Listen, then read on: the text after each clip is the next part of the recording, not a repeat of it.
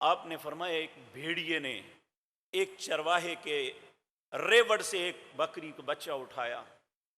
चरवाहे ने देख लिया, वो भागता हुआ उसने भेड़िए को जाके पकड़ा और बच्चा छुड़ा लिया और उसे मार के भगा दिया। वो दूर जाके जोर से बोल बोल के कहने लगा, अल्लाह के बंदे, तूने मेरा रिज़्क मुझसे छीन लिया। क्या तुझे पता नहीं इंसानों की हदायत के लिए मदीना में अल्लाह ने अपने रसूल को भेज दिया है।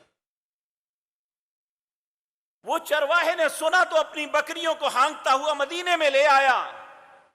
अल्लाह के पाक पैगंबर की खिदमत में हाजिर होकर कहने लगा, या रसूलल्लाह, मेरे साथ ये मामला आया है। एक जानवर को भी इल्म है कि अल्लाह रब्बुल इज्जत ने इंसान की हदायत और रहनुमाई के लिए मुहम्मदुर रसूलुल्लाह को मबूस कर दिया और उसने इस बात की गवाही दी। और एक चरवाहे को यह बात समझ आ गई कि कायनात की हदायत जो है सिर्फ और सिर्फ मुहम्मदुर रसूलुल्लाह की जात के साथ है।